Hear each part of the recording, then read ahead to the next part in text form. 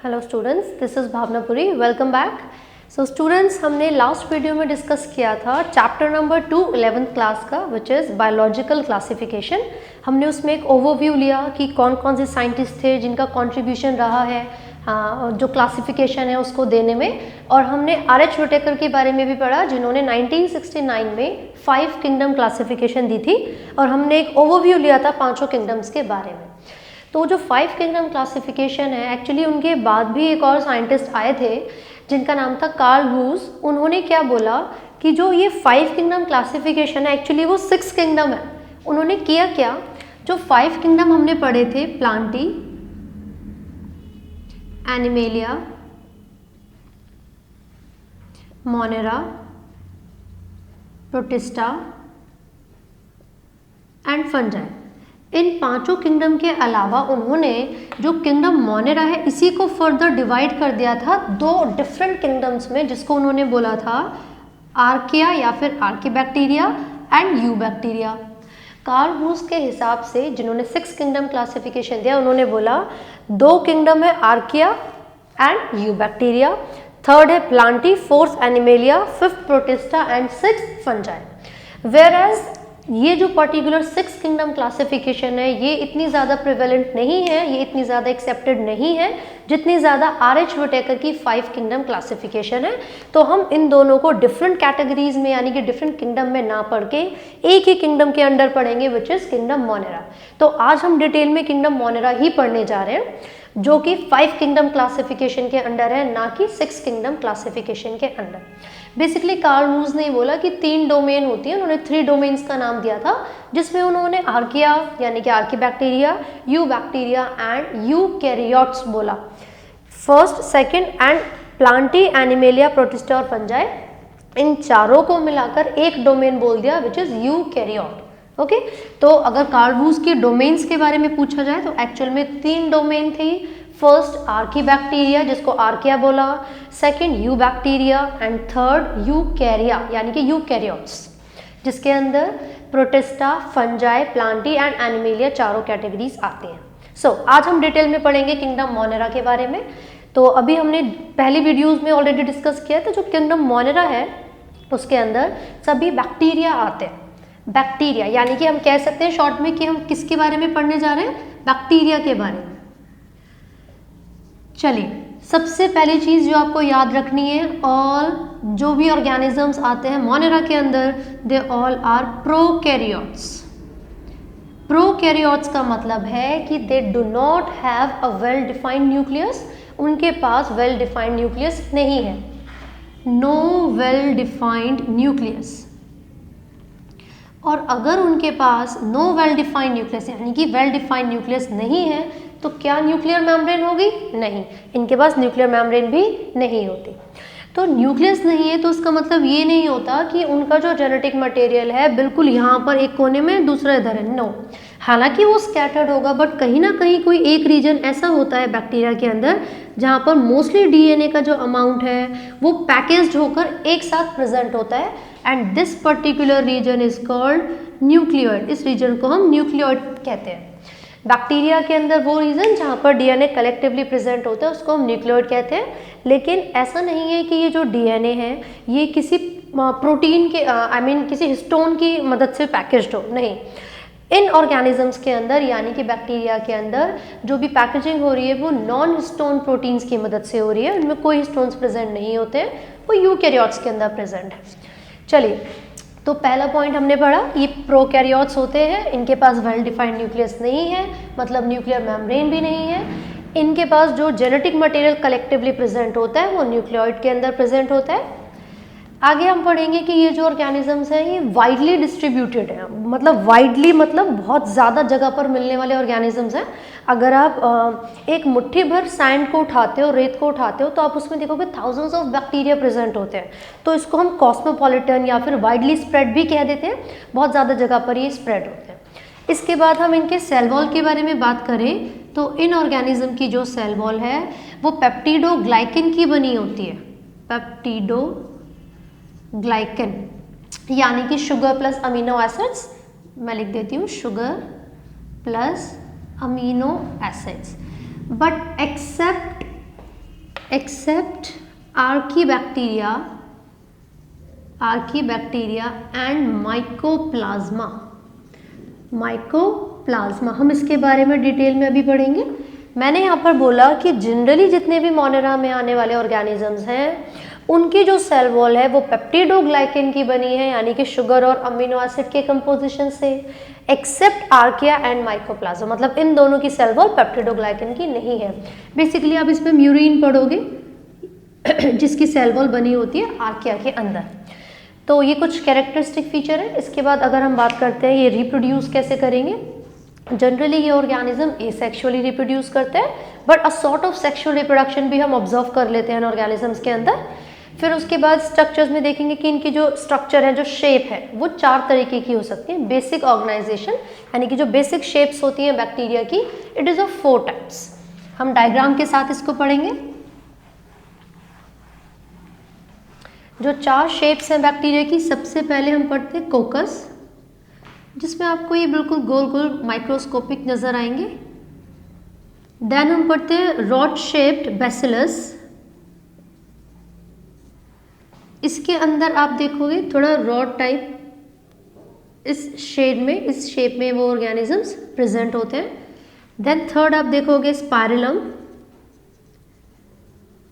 या फिर स्पाइरला, just because in organism के पास ऐसे थ्रेड लाइक फ्लैजिला जैसे स्ट्रक्चर प्रेजेंट होते हैं, स्पाइरला प्रेजेंट होते हैं, इनको हम बोलते हैं स्पाइरलम।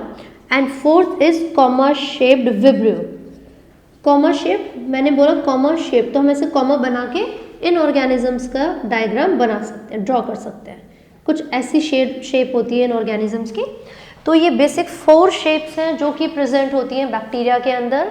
जनरली जो बैक्टीरिया प्रेजेंट होते हैं वो इन्हीं चारों में से किसी शेप में प्रेजेंट होंगे, और ये सबसे ज़्यादा मिलने वाली होती है। आप कई जगह रोड शेप पढ़ते हो, उसका मतलब बैसिलस है। देन स्पेरिकल कोकस, स्पाइरलम जिसमें फ्लैजिला जैसे स्ट्रक्चर प्रेजेंट होते हैं, and then comma shape vibrio. तो ये बेसिक शेप्स होती हैं जो कि बैक्टीरिया की मिलती हैं। इसके आगे हम पढ़ेंगे इनकी जो क्लासिफिकेशन है, किस तरीके से बैक्टीरिया को डिवाइड किया गया है। तो उसमें हम पढ़ेंगे कि बैक्टीरिया को हमने आर्किया बैक्टीरिया या फिर आर्किया एंड यू बैक्टीरिया की कैटेगरी में डिवाइड किया हुआ है। आर्किया बैक्टीरिया जो होते हैं ये बेसिकली हर एक कंडीशन में, हार्श से भी ज़्यादा हार्श कंडीशंस में ये सर्वाइव कर सकते हैं। तो इसमें हम काफ़ी सारे एग्जाम्पल पढ़ते हैं और हम देखते हैं कि जो सेल वॉल है वो काफ़ी स्टिफ होती है, बहुत अलग तरीके की बनी होती है। मैंने अभी म्यूरिन लिखा था, जिस चीज़ से उनकी जो सेल वॉल है वो बनी हुई है। तो वो जो सेल वॉल का कंपोजिशन है वो कुछ इस तरीके का है कि वो इनको सक्षम बनाता है, एबल बनाता है कि ये किसी भी बेकार से बेकार कंडीशन में, हार्श कंडीशन में सर्वाइव कर सके। तो इसमें हम एक एग्जाम्पल मिथेनोजेंस का लेंगे। मिथेनोजेंस, बेसिकली इनका नाम मिथेनोजेंस, ऐसे ऑर्गेनिजम्स जो कि मिथेन को प्रोड्यूस कर सकते हैं। इनका नाम जो मिथेनोजेंस पड़ा हुआ है इसलिए रखा हुआ है क्योंकि ये कुछ ऐसे बैक्टीरिया हैं, ऐसे माइक्रोब्स हैं, माइक्रो ऑर्गेनिज्म हैं जो कि मिथेन गैस को प्रोड्यूस करने के लिए रिस्पॉन्सिबल है। ये ऑर्गेनिजम्स मिलते हैं जो कैटल होते हैं, गाय भैंस वगैरह, उनके गट में, इंटेस्टाइन में। ये क्या करते हैं, जो गोबर उनका प्रोड्यूस होता है यानी कि जो डंग प्रोड्यूस होता है उसको मिथेन यानी कि बायोगैस में कन्वर्ट करने के लिए रिस्पॉन्सिबल है। तो अगर गोबर गैस या बायोगैस के प्रोडक्शन में जो मिथेन गैस सबसे ज़्यादा अमाउंट में प्रेजेंट होती है वो कहाँ से आती है, वो ये मिथेनोजेंस बैक्टीरिया है जो कि उन बैक्टीरिया के अंदर डिकम्पोजिशन करते हैं और CH4 यानी कि मिथेन गैस को प्रोड्यूस करवाते हैं। नेक्स्ट मैं बात करूँगी हेलोफाइल्स। फाइल्स का मतलब यहाँ पर माइक्रो ऑर्गेनिज्म है और हेलो का मतलब यहाँ पर सॉल्ट है। तो ऐसे माइक्रो ऑर्गेनिजम्स जो कि बहुत ज़्यादा सॉल्टी एरिया में मिलते हैं उन्हें हम हेलोफाइल्स कहते हैं। एक एग्जांपल हेलोकोकस। इसके अलावा भी हम एक बात कर सकते हैं थर्मोएसिडोफाइल्स। थर्मोएसिडोफाइल्स बेसिकली ये ऐसे ऑर्गेनिजम्स हैं जो कि हॉट स्प्रिंग में मिलते हैं जहाँ का टेम्परेचर बहुत ज़्यादा होता है, जहाँ पर एसिड का कंसंट्रेशन बहुत ज़्यादा होता है, हॉट स्प्रिंग। तो ये ऑर्गेनिजम्स जो कि मार्शी एरिया में मिलेंगे मिथेनोजेंस, जो कि हाई सॉल्टी एरिया में मिलेंगे हेलोफाइल्स, और जो हॉट स्प्रिंग में मिलेंगे वो थर्मोएसिडोफाइल। थर्मोकोकस एक एग्जांपल है। इसके अलावा सबसे इंपॉर्टेंट मैं आपको यहाँ पर बता दूँ, थर्मस एक्वेटिकस, ये एक ऐसा बैक्टीरिया है जो कि हॉट स्प्रिंग में मिलता है। थर्मस एक्वाटिकस एक ऐसा बैक्टीरिया है जो कि हॉट स्प्रिंग में मिलता है। ये रिस्पॉन्सिबल है एक एंजाइम को प्रोड्यूस करने के लिए जिसका नाम है Taq polymerase. Taq polymerase basically ये जो डीएनए का अमाउंट है उसकी एम्प्लीफिकेशन में हेल्प करेगा, यानी कि उसकी मल्टीपल कॉपीज को प्रोड्यूस करवाने में हेल्प करेगा। ये 12th स्टैंडर्ड में आप इसके बारे में पढ़ोगे। पीसीआर के अंदर पॉलीमरेज चेन रिएक्शन, बेसिकली वो एम्प्लीफिकेशन के लिए डीएनए की मल्टीपल कॉपीज बनाने के लिए एक पूरे मशीनरी प्रोसेस है, टेक्निक है। तो उसके अंदर ये जो टैक पॉलीमरेज है ये एंजाइम भी इन्वॉल्व होता है, और वो एंजाइम आता कहाँ से है? थर्मस एक्वाटिकस बैक्टीरिया से। तो बेसिकली आर्किबैक्टीरिया के अंदर हम तीनों कैटेगरीज पढ़ते हैं, methanogens, halophiles and thermoacidophiles. Now let's jump on eubacteria. First of all इनको ट्रू बैक्टीरिया भी कहा जाता है। ट्रू बैक्टीरिया, ये मेडिकल के लिए कई बार पूछा गया मेडिकल में, ट्रू बैक्टीरिया। सेकेंड चीज, इन ऑर्गेनिज्म के पास जो सेल वॉल होती है वो काफ़ी स्टिफ बनी हुई होती है, और इन ऑर्गेनिज्म के पास क्लोरोफिल प्रेजेंट है। क्लोरोफिल ए जो कि हायर ऑर्गेनिजम्स के अंदर प्रेजेंट होता है, हायर प्लांट्स के अंदर प्रेजेंट होता है। तो क्योंकि इन ऑर्गेनिज्म के पास क्लोरोफिल प्रेजेंट है तो ये रिस्पॉन्सिबल है फोटोसिंथेसिस करने के लिए। तो हम पढ़ेंगे मोस्टली यूकैरियोट, जो यहाँ पर यू बैक्टीरिया के पास, जिनके पास भी क्लोरोफिल प्रेजेंट होगा वो फोटोसिंथेसिस करेंगे, और वो ऑर्गेनिजम्स जिनके पास क्लोरोफिल प्रेजेंट नहीं है वो केमिकल का यूज़ करके अपना फूड प्रिपेयर कर सकते हैं, यानी कि वो कीमोसिंथेटिक है। तो यहाँ पर हम लिख रहे हैं कीमोसिंथेटिक। अब बात करते हैं एग्जाम्पल्स। क्लोरोफिल किनके पास है? एक एग्जाम्पल होता है साइनोबैक्टीरिया। साइनोबैक्टीरिया, और इसी को ब्लू ग्रीन एल्गी भी कहा जाता है, BGA, blue green algae, just because इनके पास वैसी ही पिगमेंट होती है जो एल्गी के पास है, जो हायर प्लांट के पास है, इसलिए इनका नाम है ब्लू ग्रीन एल्गी। एंड जो कीमोसिंथेटिक है उसमें हम एग्जाम्पल पढ़ लेंगे nostoc and anabaena. Nostoc and anabaena वो ऑर्गेनिजम्स हैं जो कि केमिकली फूड की प्रिपरेशन कर रहे हैं, या फिर एक चीज़ मैं यहाँ पर लिख रही हूँ जिसको, वो प्रोसेस जिसको हम कहते हैं नाइट्रोजन फिक्सेशन। तो बेसिकली ये वो माइक्रो ऑर्गेनिजम्स हैं जो कि नाइट्रोजन फिक्सेशन के लिए रिस्पॉन्सिबल है। तो अगर मैं मेडिकल के क्वेश्चंस की बात करूँ, मिथेनोजन का सबसे ज़रूरी है, पूछा जाता है आप एक मार्शी एरिया के वहाँ से गुजर रहे थे, आप निकल रहे थे, आपने देखा बड़ी ओडोर, बहुत स्मेल आ रही है, तो वो जो स्मेल आ रही है वो किसकी वजह से है? Either the option will be archaebacteria और मिथेनोजेंस। अगर आर्किबैक्टीरिया या मिथेनोजन में से कोई भी ऑप्शन आपको नज़र आता है तो वही इसका करेक्ट आंसर होगा। इसके अलावा पूछ सकते हैं आपसे which of the following is known as true bacteria, तो वो यू बैक्टीरिया होगा।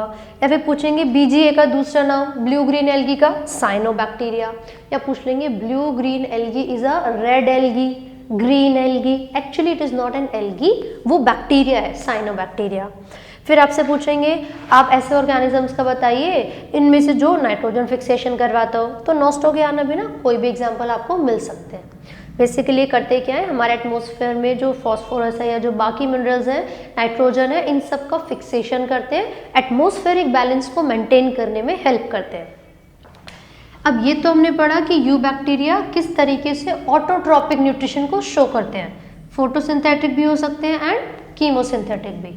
लेकिन अगर मैं बात करूँ सभी बैक्टीरिया की कलेक्टिवली, तो जनरली यानी कि जो मेजॉरिटी मिलती है वो हेट्रोट्रॉपिक होते हैं, हेट्रोट्रॉपिक। ओके, ये जो ऑर्गेनिजम्स हैं, जो यू बैक्टीरिया हैं, वो बहुत ज़्यादा माइक्रोस्कोपिक होंगे, फिलामेंटस हो सकते हैं या कॉलोनी में रह सकते हैं।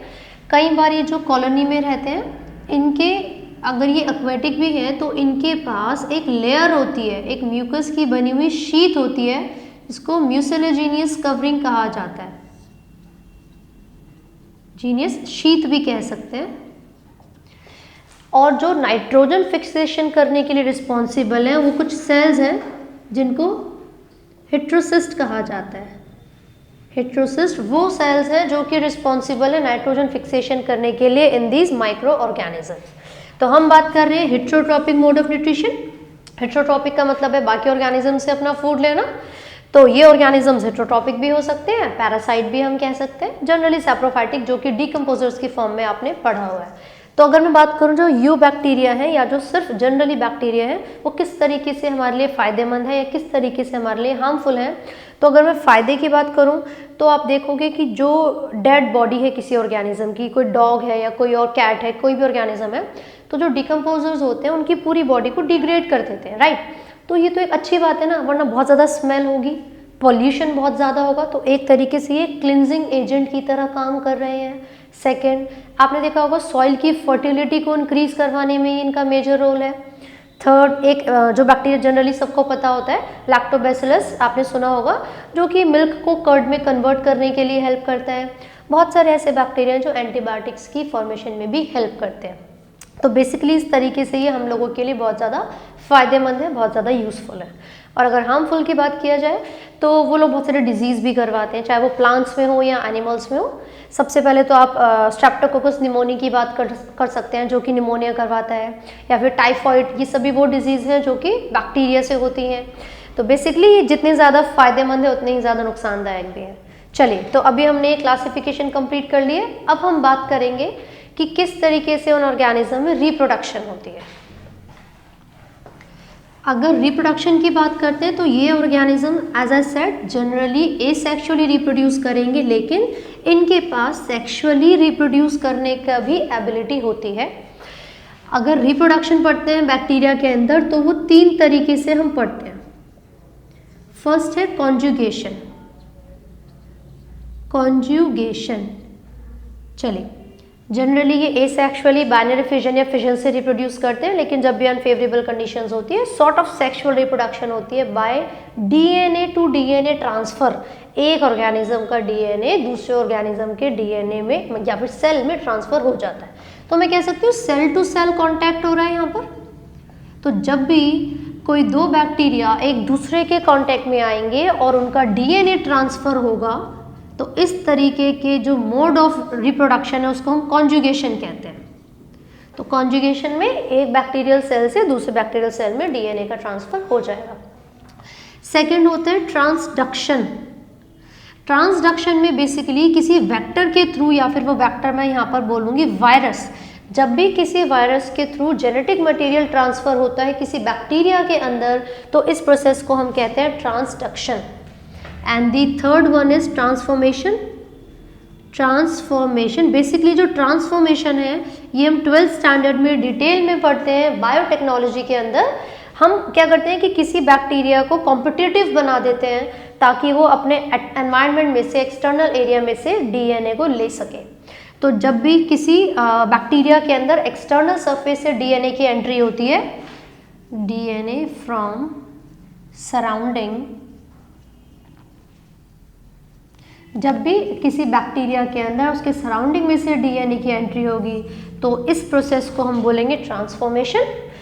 कॉन्जुगेशन में सेल टू सेल कॉन्टैक्ट था, ट्रांसडक्शन में वायरस के थ्रू हो रहा था, और ट्रांसफॉर्मेशन में ह्यूमन बीइंग भी आर्टिफिशियली करवा देते हैं या फिर जो एटमॉस्फेयर में डीएनए प्रेजेंट है बैक्टीरिया उसको अपटेक कर लेता है। तो ये तीनों वो प्रोसेसेस हैं जिसकी मदद से या जिनकी हेल्प से ये जो बैक्टीरिया हैं वो रिप्रोड्यूस करते हैं। इसके बाद बैक्टीरिया में एक सबसे इम्पॉर्टेंट पॉइंट है माइकोप्लाज्मा। माइकोप्लाज्मा के बारे में हम पढ़ रहे हैं। First thing, it is the smallest living cell. Smallest living cell. इनके पास भाई सेल वॉल भी नहीं है। एक तो ये स्मॉलेस्ट लिविंग सेल है, दूसरा इनके पास सेल वॉल ही नहीं है, और तीसरा पॉइंट ये कि ये जो ऑर्गेनिज्म है बिना ऑक्सीजन के भी सरवाइव कर सकते हैं। तो बिल्कुल अटपटा सा लग रहा है सुनने में, ना भाई सेल वॉल है ना ऑक्सीजन चाहिए, अपने आप ही सरवाइव कर रहे हैं, तो जोकरों वाली बात होगी ना, एकदम हंसी वाली बात। तो यही रीजन है कि इन माइकोप्लाज्मा को कहा जाता है joker of the plant kingdom, just because they do not have a cell wall, और वो बिना ऑक्सीजन के भी सरवाइव कर सकते हैं। तो स्मॉलेस्ट लिविंग सेल पूछा जाए तो माइकोप्लाज्मा होगा। It does not have a cell wall, तो मैं लिख रही हूँ सेल वॉल एब्सेंट, और ये बिना ऑक्सीजन के भी सरवाइव कर सकते हैं। एक इसके अंदर आप पढ़ सकते हो PPLO, यानी कि प्लूरो निमोनिया लाइक ऑर्गेनिज्म,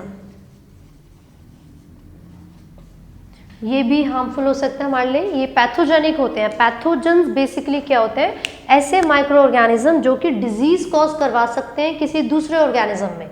तो जो जितने भी ऑर्गेनिजम्स हमने किंगडम मोनेरा में पढ़े, यानी कि generally bacteria, they are pathogenic in nature, यानी कि वो डिजीज करवा सकते हैं ऑर्गेनिजम्स को।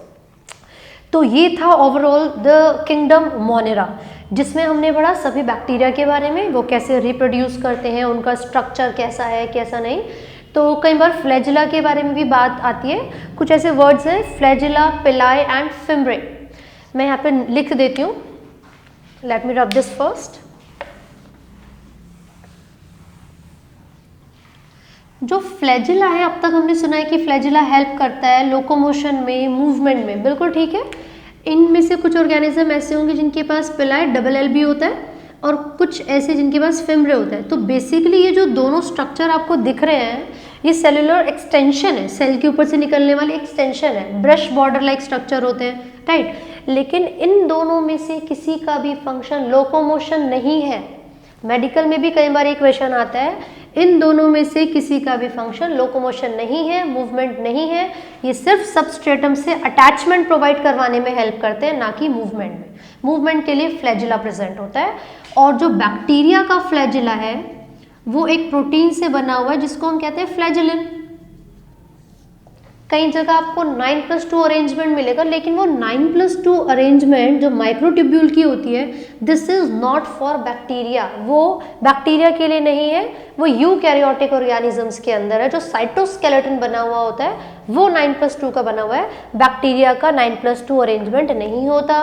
बैक्टीरिया के अंदर जो फ्लैजिला बना है वो एक प्रोटीन से बना है which is known as flagellin. तो ये बेसिक चीज़ें थी बैक्टीरिया के बारे में। अभी बहुत सारी चीज़ें, अगर मैं मेडिकल की बात करूँ, थाउजेंड्स ऑफ एग्जाम्पल्स हैं जिसको हमें पढ़ना पड़ेगा, वो कौन से डिजीज़ करवा रहे हैं, कैसे करवा रहे हैं, तो ये सब चीज़ें भी हम डिटेल में डिस्कस करेंगे।